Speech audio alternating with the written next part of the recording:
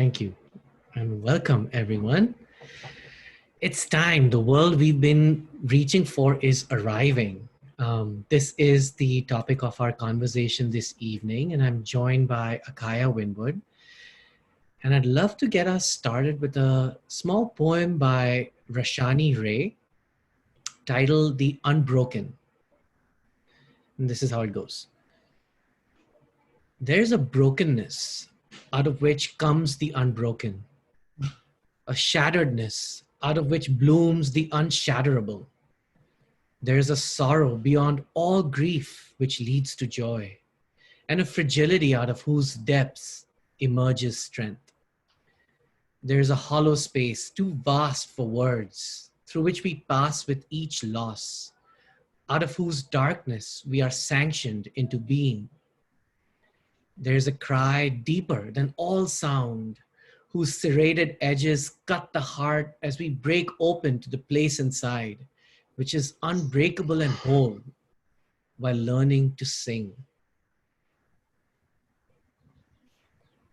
And I just invite you to just sit in silence for a few seconds and just contemplate the words you heard.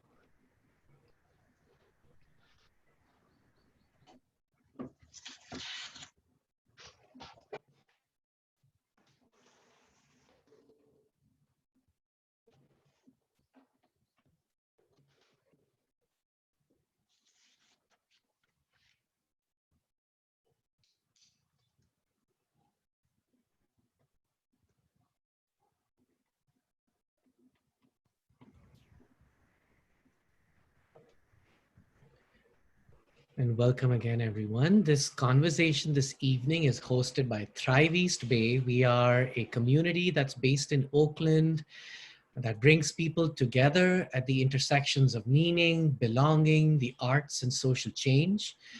And the conversation you're part of this evening is a series of conversation and events that Thrive East Bay is hosting right now called Medicine for These Times. And the design and the purpose of these conversations is really to nourish our bodies and our hearts and minds and spirits as we navigate this crisis upon us.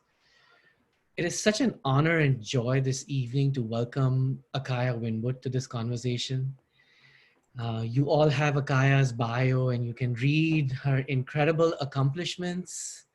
But to me, Akaya has been a friend, a mentor, a wise counsel, a colleague, and so much more. And someone who's just inspired me with the way she moves in this world and her deep commitment to healing, to transformation, and to just holistic ways of being and living in this world.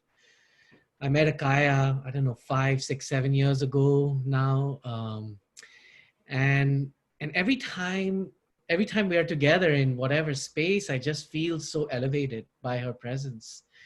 And it's just a real treat for me to just hold this space for Akaya and to be in conversation with you, Akaya. And really, what an honor for all of us to witness you, and really for you to bring your beautiful heart and spirit and soul and share that with all of us. So really, thank you. Deep, deep gratitude for you and for being here.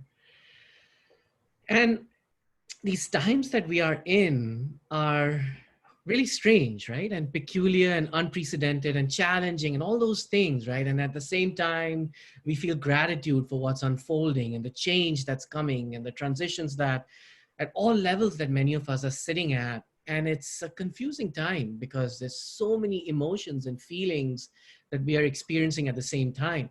There's grief, loss, sadness, excitement, and then some, right? Anxiety and connection and gratefulness. And, and these times really kind of invite us to think about how do we want to be in these times and how do we want to be for the change that's unfolding in front of us? Because we know that, however, whatever will emerge out of this will be very different than what has come before.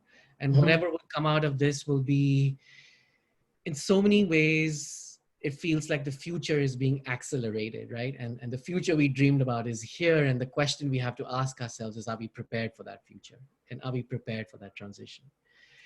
And I'd love to just kind of open it up to you, Akaya, very generally, and just invite your thoughts about this moment we are in. And how do we relate to this moment?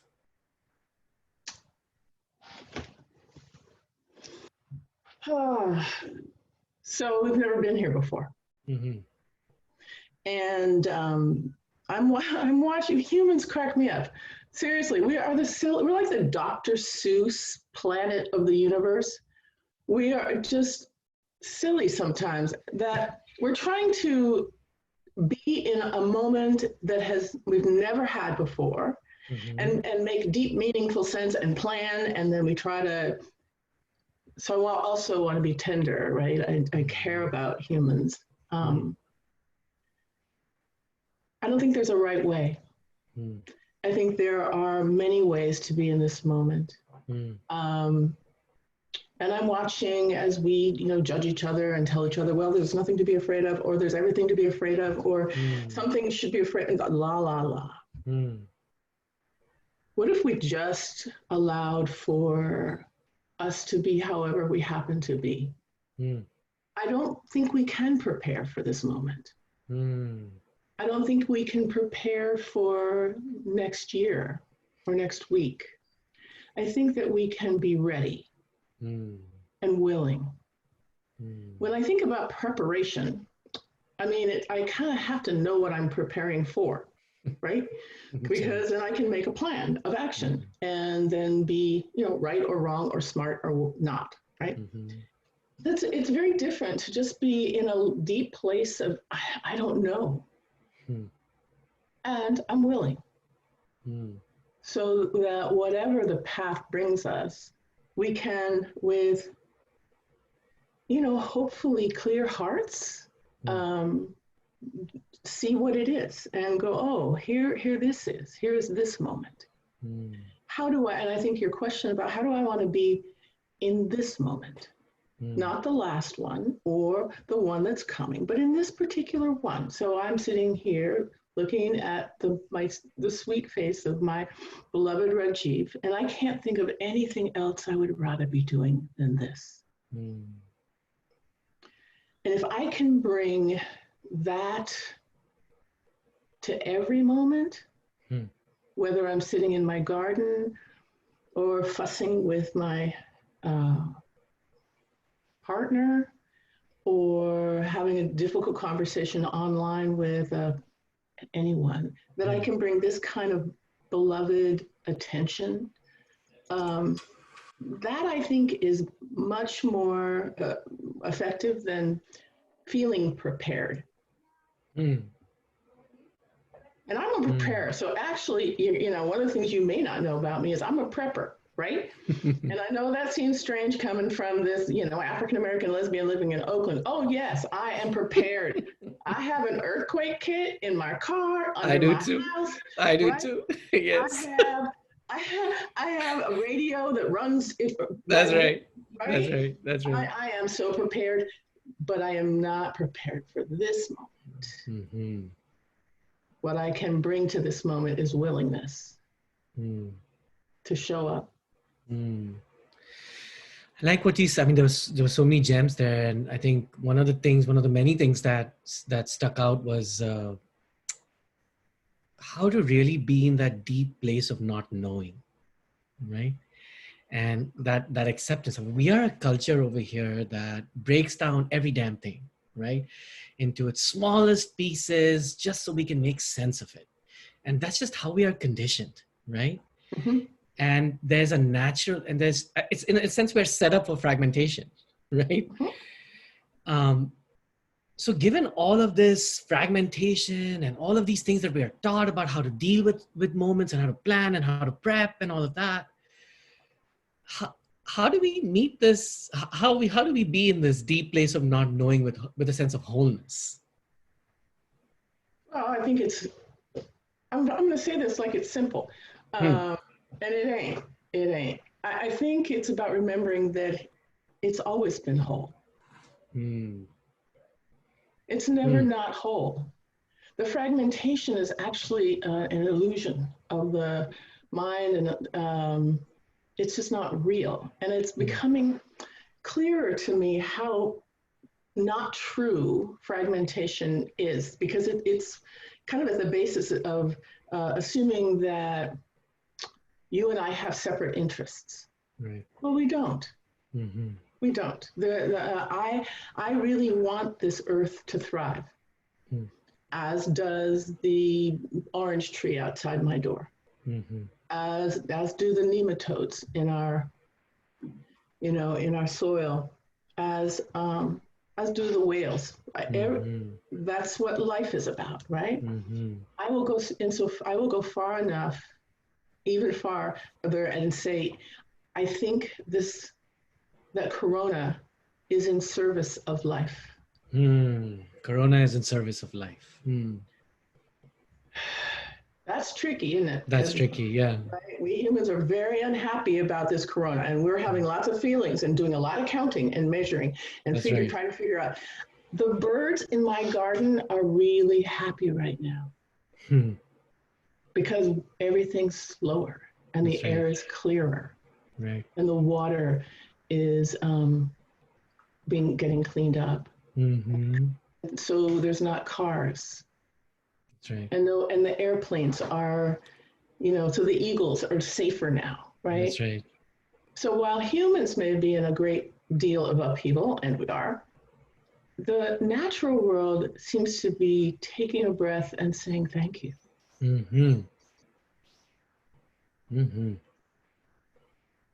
So sitting with, a place of I just don't know, I actually find it quite liberating.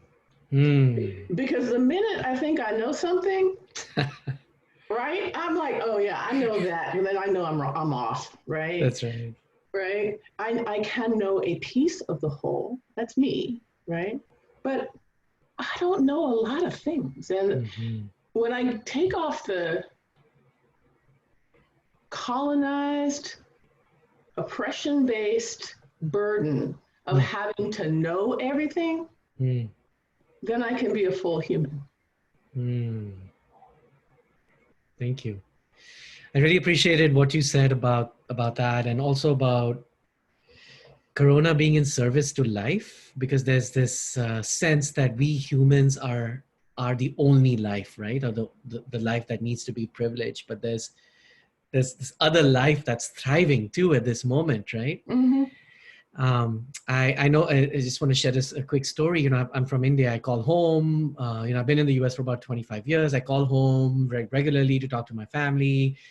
And I can't remember a single call that I've had in these 25 years where I've not heard traffic. My home is in Bombay, in India, crazy big city, 20 million people, blah, blah, blah, And now when I call my dad, I hear the birds.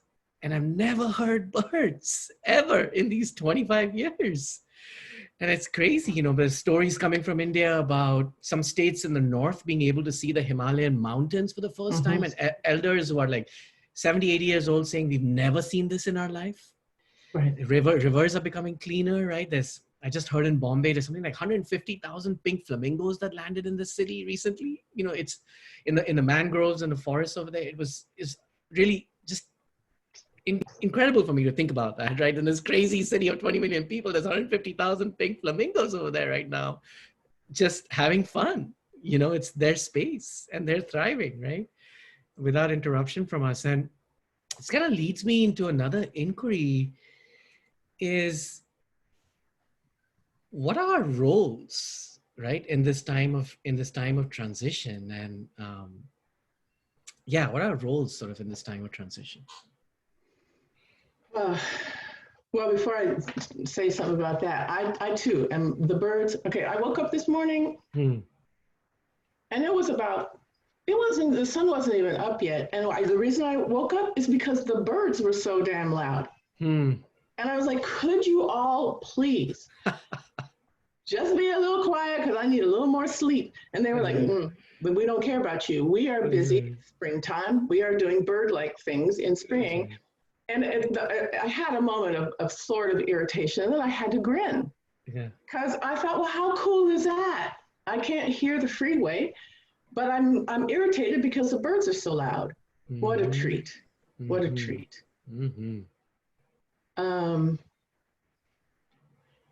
I I think each of us has a role to play right now. Mm-hmm. We probably always did. I don't believe that there's any accidents. I mean, like no human is an accident. Mm-hmm. And so we've all come here to offer something, right? I'm watching many systems fall apart right now. Mm. And it's both exhilarating and scary. Mm. And we're seeing our financial system fall apart, our healthcare, a lot of our human systems are falling apart at the seams in front of our eyes. And I think that it kind of circles back to your question about how do we approach this time? Mm-hmm. I think that it's important that we each get in touch with why we're here. What's our purpose? Why did the universe say, you know, it's a good idea for a beautiful brown man named Rajiv to actually be alive in this moment? Well, That's why? Right. That's right. Why? Right? Mm-hmm. So, and I don't know what each person's purpose is. I think that's probably the purpose of our lives is to figure that out. But in these moments, I think about as systems die, we're going to need people who can help hospice that. Mm. Who can, I was a hospice volunteer many, many years ago, and one of the best things I ever volunteered to do, and I learned a lot, but I learned about how important it is to accompany, right, to be with as someone dies. And unfortunately, because of the way we're doing this now, and that's hard, but I think there are ways we can figure that out. But we're at the systemic level here. There are going to be those who are going to help these old systems fall apart and die. Mm-hmm. And, you know, some deaths are graceful, mm-hmm. and others are not.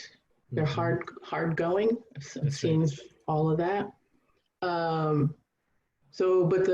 a good death doula, thank you, Brenda, mm-hmm. Sits with, doesn't judge, helps the journey, right? Mm-hmm. Can I say something about how best to accompany folks when they are grip? Hold on. You know, I can't do two things at once, so I might not when they're in the grip of anxiety. Yeah. So, let me get to roles, and that's an important question. Absolutely. Yeah, Claudia. That's a good, yeah. Some of us are going to be about carrying the best of what humans are into the next iteration of human life. Mm-hmm. I think about, you know, there are peoples who are nomadic, and they'll have a fire, mm-hmm. and when it's time to move, they'll take an ember from that fire and carry it with, mm-hmm. so that it then becomes the basis for the next fire, right? Mm-hmm. Mm-hmm. We're in transit. We're going, right? Mm-hmm. This mm-hmm. moment is about movement, transformation, and we're going to need those who will carry those embers that are the best of us, so mm-hmm. that when we get to where we're going, we can light a good fire. Mm-hmm. Right? We're going to need folks who hold the line and resist.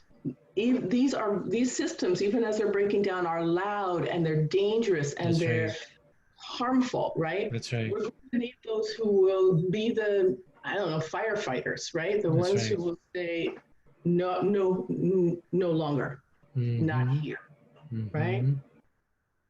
We're gonna need folks who will imagine the future architects, the ones who will say, okay, here's some big ideas about who we can become and what we might be about.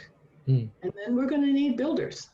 People say, cool, got it. Right. Let's I got my toolkit on and my big butch thing, and I'm just gonna go out there and build this thing. So we need all of that. And I'm sure, Rajiv, that I've missed, there's many things many other roles to play.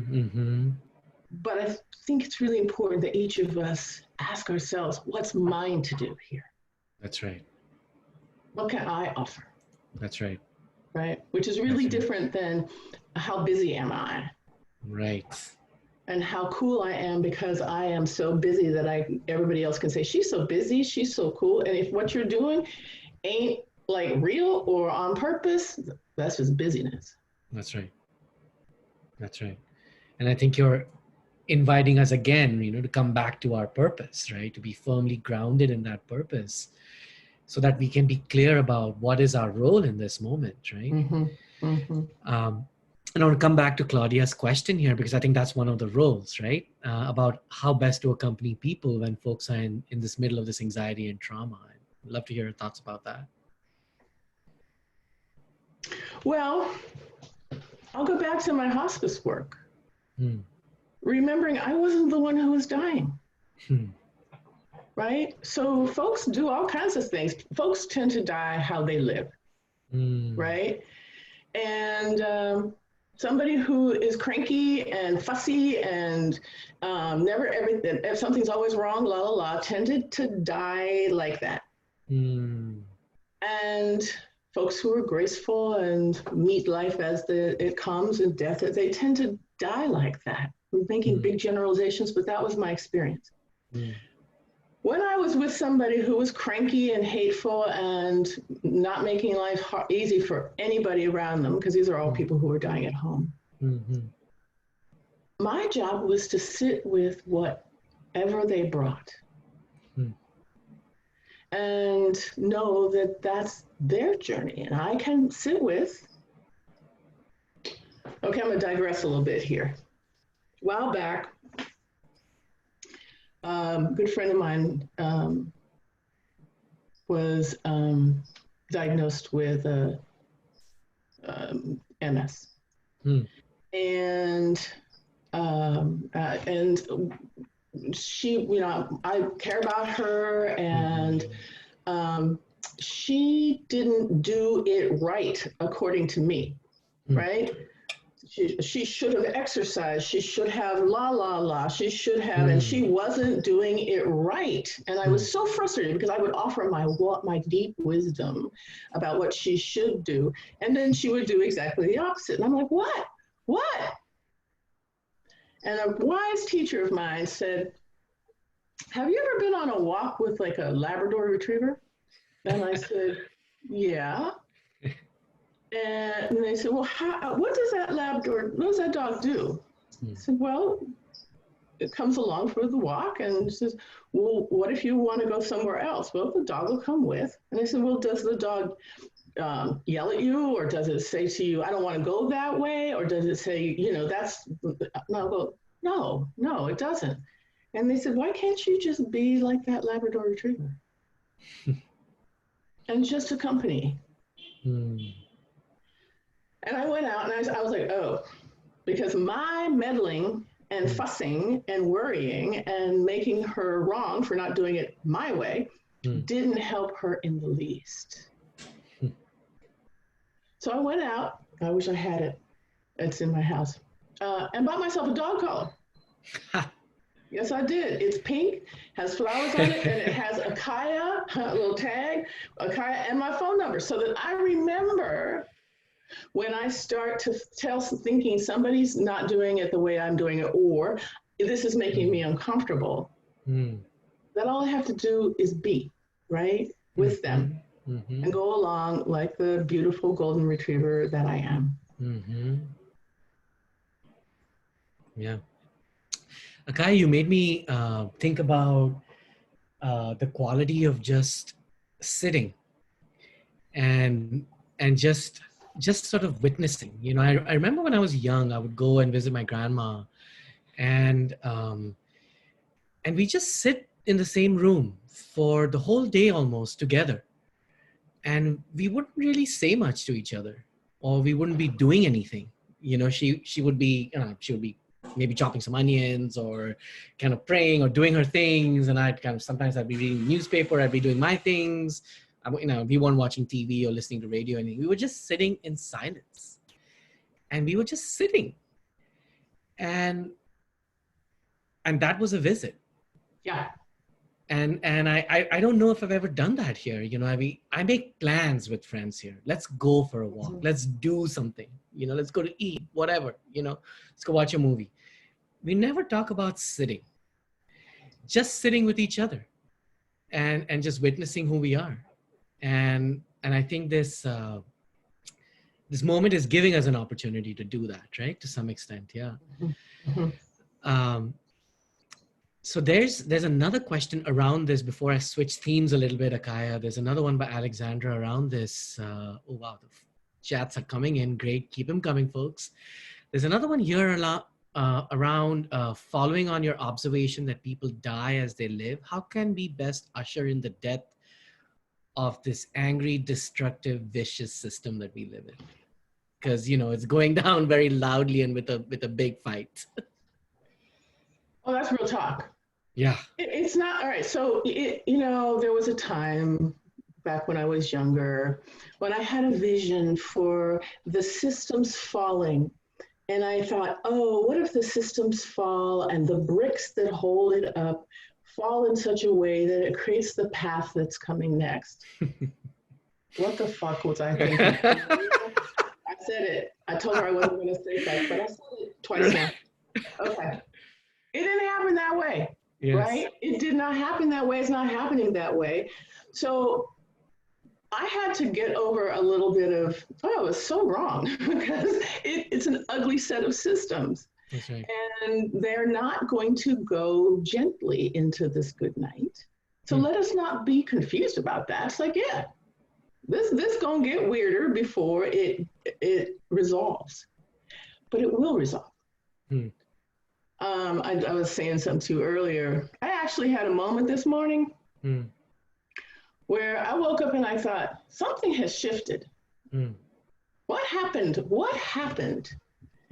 And I sat at my altar this morning and asked that question. And the answer I got, strange as though it may be, was that the taproot of patriarchy just got pulled from the ground. Oof. And can we just stop there for a second? That was big. The taproot of patriarchy just got pulled from the ground. Wow. Okay. What if? Oof. Right?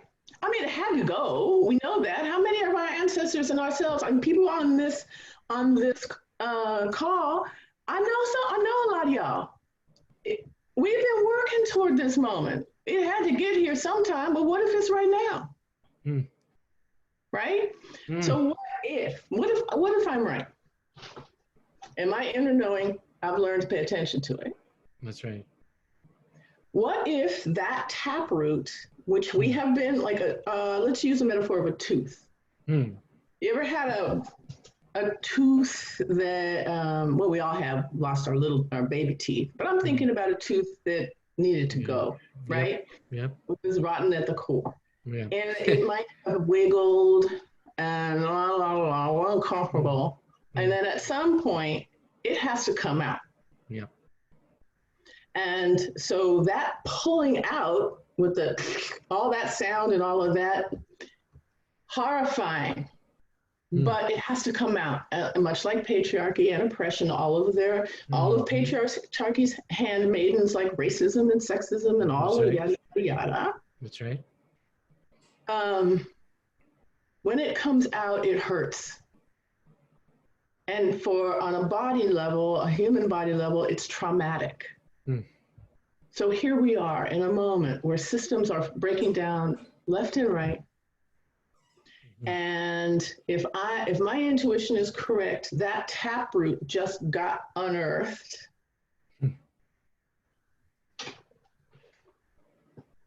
We're in for a very bumpy road for a while.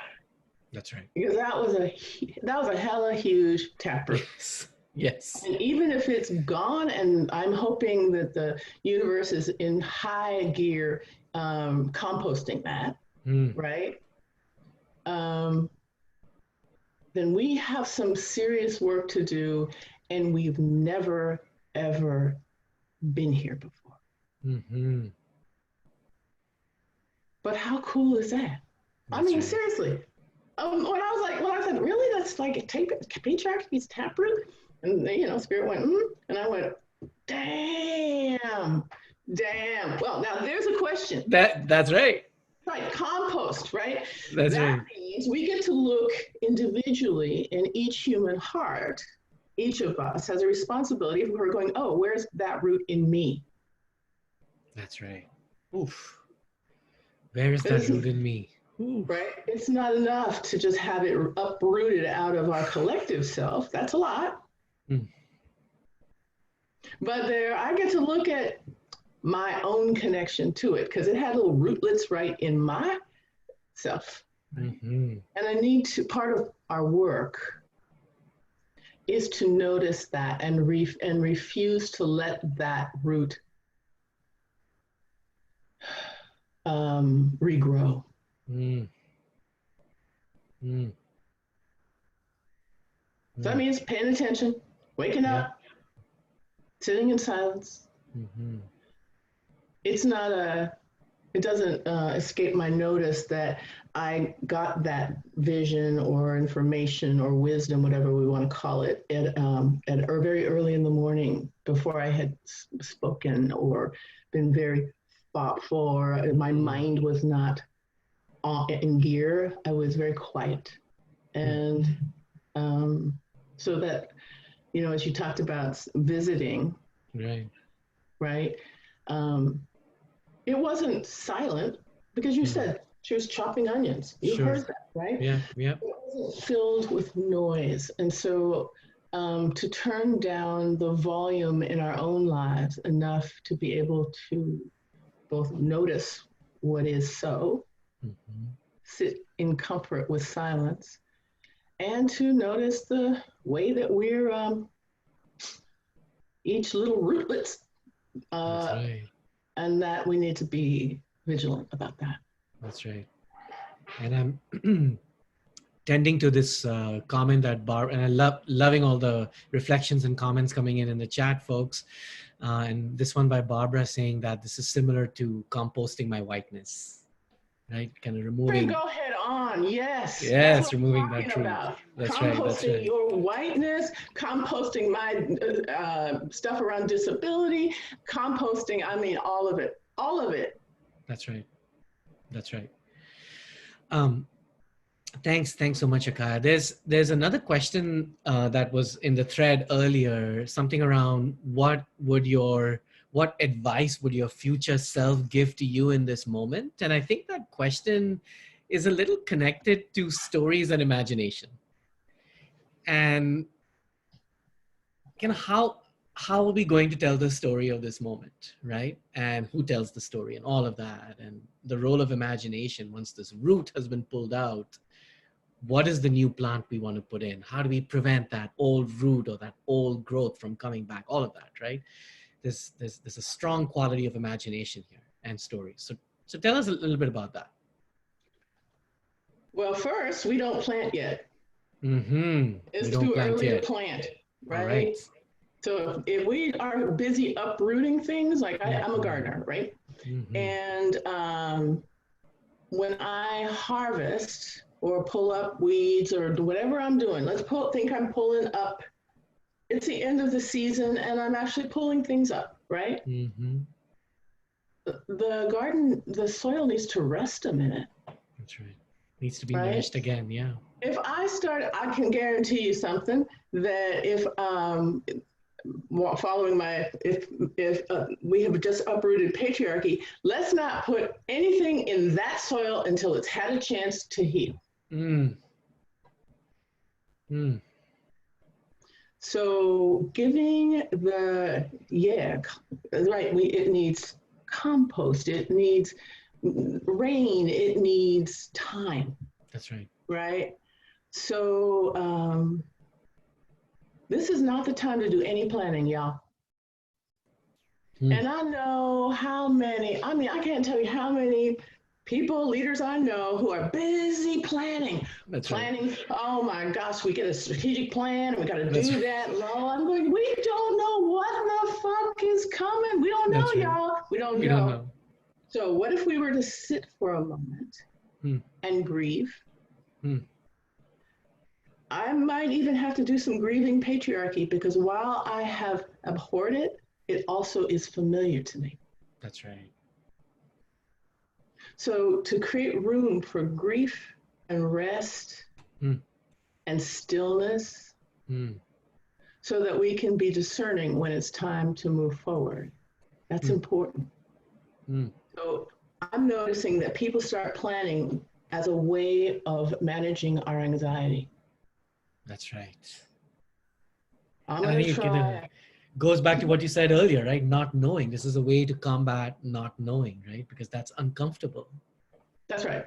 So this is where Corona, and I call her Corona just because I actually am like kind of, I'm in this weird relationship.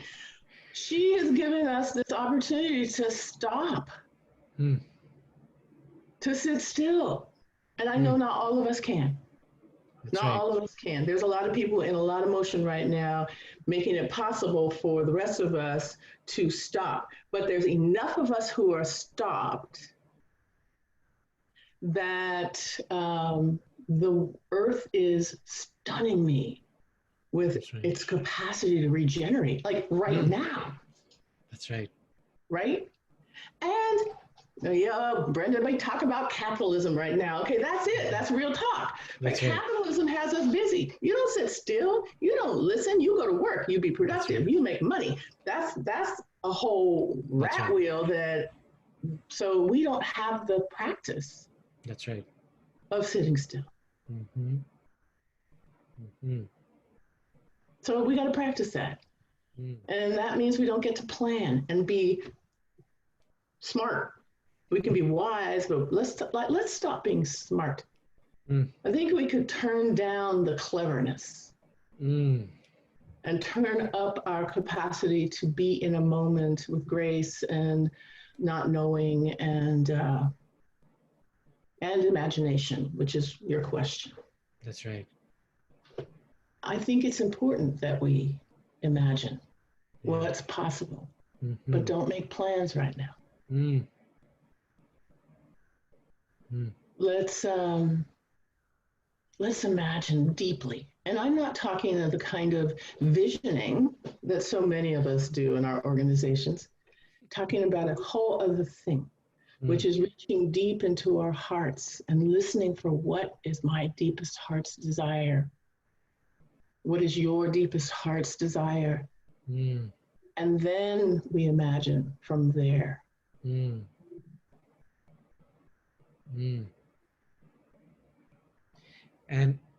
I want to go Pamela talking about what would my future self ask me? That's right.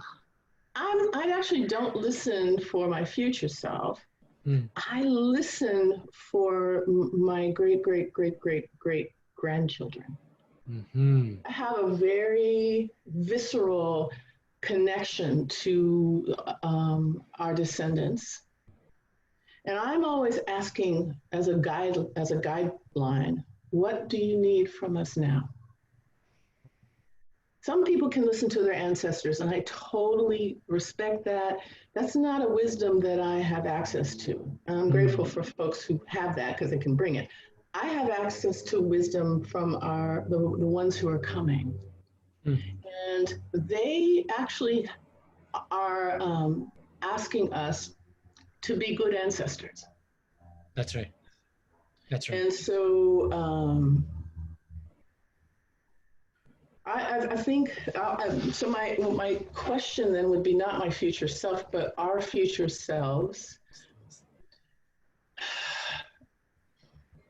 want us to do better. Want us to be good humans among all that is. It's not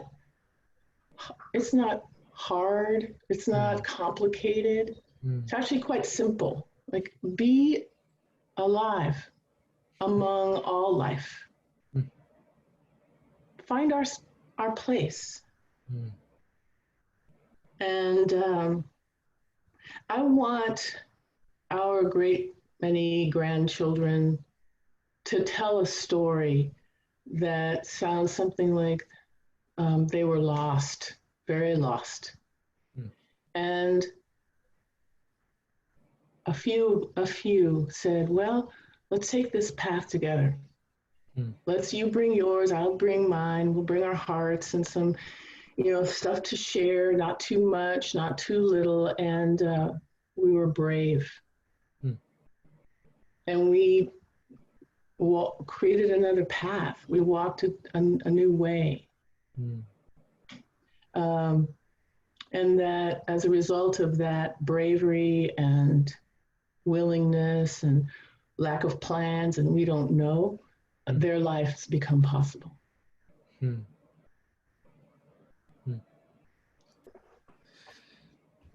thinking about what you said, Akaya, and how this work of being brave, this story you just so beautifully laid out for us, how this work of being brave and how this work of being alive, right, happens not in isolation, but as a collective and with community, and by being really deeply connected to one another, right? And Samir is asking us this question, right? How do we do that? How do we maintain our connectivity with one another, right, in a moment when we are healing, but we are also in trauma, right? So he says, how can we imagine being in a state of healing without the trauma? Because trauma is about separation, disconnection. Healing is about bringing together amongst the many things, right? And being that exquisitely present and grounded in every moment, as opposed to being dissociated and planning for the future, right? How do we do this? This is all happening at the same time. We just simply know that it's happening at the same time. That I am traumatized and healing. And it's all whole. It's all happening at once. And I think that's one of those, if I only focus on my trauma, then it becomes part of my identity. That's right. If I only focus on, oh, everything's fine, and la, that becomes part of my identity. If I focus, so it depends on what we're paying attention to, right? So that's right. I have wept. I have wept in these last several months. That's right. I have also been ecstatic. I have laughed. You and I have laughed. I have danced naked outside on my back porch with my headset on because I knew my neighbors couldn't see me. I have, right? Yeah. I had never done that before. Yeah. Before this moment, right? So we're all of that all the time. And I think that trying to slice and dice and name and count is part of colonization. It's part of patriarchy. Yeah. So I have to measure, well, how much of me is traumatized, and then how much joy can I have, and then how much, instead of just going right now, I'm in it, whatever it might be, because it, like all things, will pass.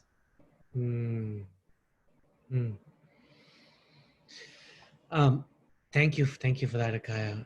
Would love to, all the folks hearing, keep sending your reflections and questions and comments, just loving the energy coming out from the chat box. We can feel you, we can sense you, we can hear you, even as we do this together. Akaya, tell us, I love that story, by the way, of dancing naked in your back porch, and yeah, I love it. I'm just trying to think about that too, kind of what are some of the new things I've done, and I've channeled a lot of my of this energy towards cooking. I love cooking. Right. Yeah, and I think almost every dish I've made in the last few weeks has been new. Nice. Yeah, and I never thought I would be trying these recipes. I'm like, oh, there's no way, right? I travel a lot for work. I've been really kind of sitting back and reflecting on how tense my body used to be during the travel moments. Yes. And how much I held and how tight I was. And I never realized this until I feel loose. That's right. And I feel fully loose, and I feel like this is a very similar to what you've been saying and some of the comments, but Brenda and some others, that we need time to compost. I can't just go and do another set of travel. I just need to feel how that really sense, right? How that feeling was when I was overextended, when I was doing these things, right? Because I'm not right now. Right. Yeah. That's right. What if we never got on planes again? Oh, oh. What if? I was thinking about that yesterday. I'm like, how will I get on a plane again? I just can't do Right? that. Why? I was like, Yeah, oh, because you know what? I used to think I was important that's by right. how many plane trips I took. That's exactly right. You're like, oh, I've been on a plane so much, and everybody be like, oh, you must be really important, That's right? right. That's right. I'll tell you what, I was so not important because now I'm getting a sense of what it feels like to actually have my feet on the ground. Oof. Be able to, I was like, oh my gosh, there's so many pollinators in my garden this year. Right. No, I've never seen. I thought, how the hell would I know? I've never been in my garden long enough to see That's because I've been right. on planes. So, what if we just collectively said, no, thanks. I mean, unless there's some really compelling reason to get somewhere. Now Right. that we have this kind of technology and stuff, why don't we just stay at home? Yeah. Yeah. Ooh. I've been noticing that too. There's a ongoing battle between a cat and a scrub jay in my apartment courtyard. Who knew, right? Right? I've been seeing, witnessing the hummingbirds. I've been seeing the white Right? butterflies. Yeah, That's right. that's right. That's right. Yeah. We need to No, come yeah. home. We need to come home. We needed Yeah. to come home Yeah. to ourselves, Yeah. to each other, our That's right. communities, our families. And That's right. after this pause, Mm. this rest, Mm-hmm. and it'll pass, Mm-hmm. um, we may feel, then we start to imagine new ways to re-engage each other. Mm. Hmm. How fun. Yeah. I'm feeling challenged by this medium, right? This virtual medium that we've all been using. But there's a lot of comments here about paradox, and I feel that because I feel like I have come closer to some people using this virtual medium than I ever could have in person, sitting face to face and touching this person next to me. Because the quality of my attention has changed. Yes. Yeah. No, that's real. And here's one of the benefits. We're in each other's houses now. That's right. That's right. Exactly. Rajiv's got a little plant over there That's right. on his etagere, right? I'm That's using right. This is orchid. Yeah. an orchid. That's right. I Yeah. know Yeah. that now about you. How would I have known that? I can That's now right. I talk to people and their kids are in the background or the cats are around. That's That right. is a certain kind of intimacy that we can never have if we're sitting in a circle in our work outfits. That's right. Right? At a conference or something like that, right? Yeah, with suits and ties and everything. Yeah. Right? Yeah. Right. That's right. The facades are coming down. That's right. You don't know what I'm wearing on my bottom. You don't know. I Me too. be naked because I might want to go dance after we're done. That's right. I'm not. I actually have pants on. However, it's the boundaries between us are softening. Mm-hmm. The boundaries between humans and the natural world is softening.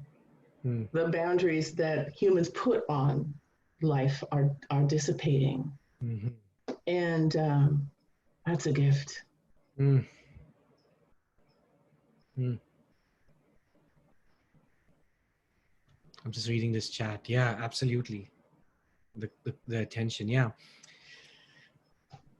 Akaya, tell us, we have just a few minutes remaining. So folks, if there's any more questions or reflections, please feel free to share. Tell us one of your other stories, one of your other kind of favorite stories from this time, or something that you will remember, as one of these sweet moments, that happened, that kind of a gift from Corona. Well, my favorite current stories, and I can't wait to read the chat. I can't focus and read. Yeah, sure. Yeah. Thank you, everyone, for your wisdom, and I can't wait to read it later. One of the most interesting, touching stories I have right now is whale songs. Oh, whale songs. Okay, tell us about that. Well, so whales sing, as we all know, right?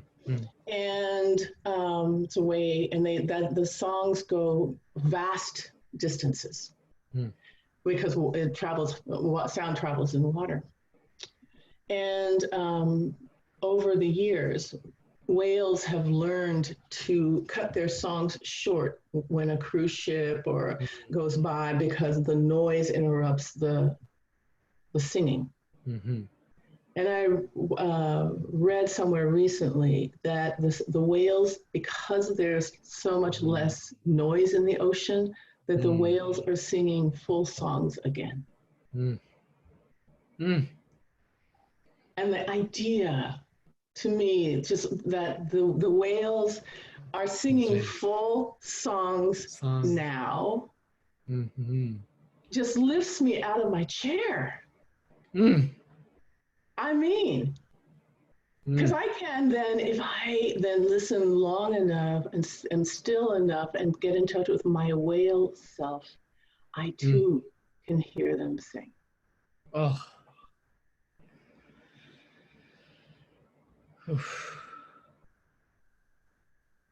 What a gift. Yeah. What a gift. I read about this, Akaya, the article that you shared with me, and I was laughing at the researchers in that article saying, "Oh my God, we can't figure out what the songs are, and we want to understand what's happening, and we've never heard the full songs." And I was like, "No, this is sacred." That's right. And we don't need to. That's right. Yeah. That's right. Yeah, and it's for them. Right? That's right. The ocean and the water is for them. Yeah, we don't need to. Right. Yeah. And it's important. So we need to create space for wonder and awe and practice that. Because in a time where everything is measured, even time is measured, and everything is sequestered and all of that, it's an act of liberation when we sit still and we listen for wisdoms that don't come from our heads. Right? Yeah. There's a lot of folks in the chat who are saying, Akaya, what about humans finding their full song as well? Bring it. Come on. Yeah. Everybody needs to sing. That's Everyone right. needs to sing. Loudly, badly, I don't care. Sing. Every day. Yeah. When you take a bath, sing. Yeah. I'm hoping you're bathing every day. I am, but we won't go there, Akaya. TMI. TMI. But it would be helpful if we sung more. Yeah. That's right. And I think the first step to that, which I think one of the folks, I think Mary noted, is how do we even find out what our songs are? Well, we start singing. That's how that's how we do it, right? We have to practice that. I just had it like, what if we all sang to the whales? Oh. Like we were like, okay, whales, here's my song to you. Yeah. And we just sang with the intentions that the whales would hear our songs in response to theirs. What a pathway that might make possible, huh? Yes. Yes, yes, yes. I love that. Singing to the whales. I know we're almost at time, and I really want to thank all of you for this incredible witnessing and this energy that all of you are bringing. And Brenda said, beautiful link over here, I sing to the water when I bathe. I love that. Water is so rich. Water carries memory. Water has so many things in it, right? And shape of water changes based on kind of the values we attribute to it. This water is magical too. Yeah, so I just want to thank you all for this beautiful sharing and exchange and witnessing. And of course to you, Akaya. I mean, I don't know what to say. Every exchange with you is just reminds me what it is to have a full and complete human experience. I think that's what it's about. Thank you. Thank you for your wisdom and your goodwill and your hysterical laughter and being my brother. Thank you. And I want to share a little bit more about Thrive as we close. And I'm going to give the final words to you, Akaya, before we all leave. Just a quick little announcement about Thrive itself. We have a video of this conversation that will be shared in the next couple of days, so feel free to share it along.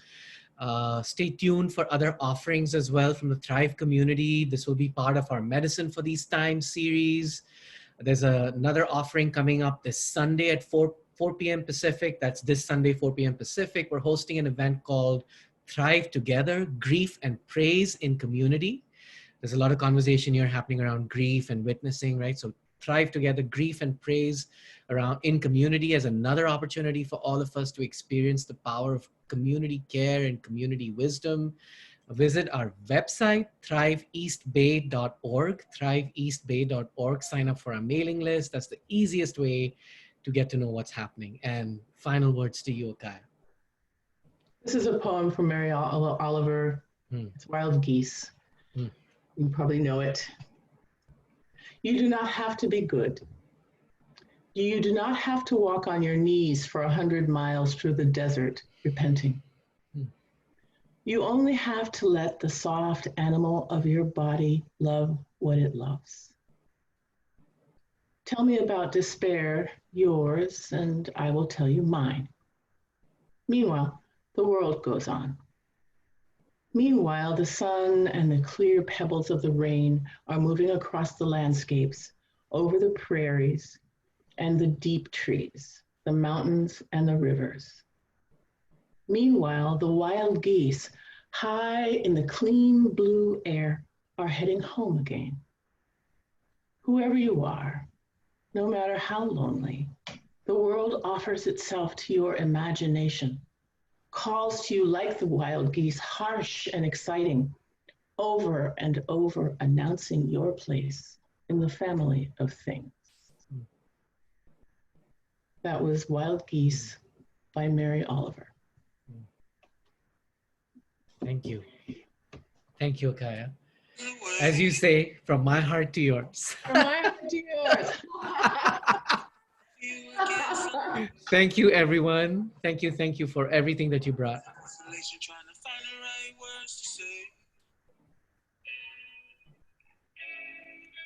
the rest of the world, from Oakland to the rest of the world, I love you.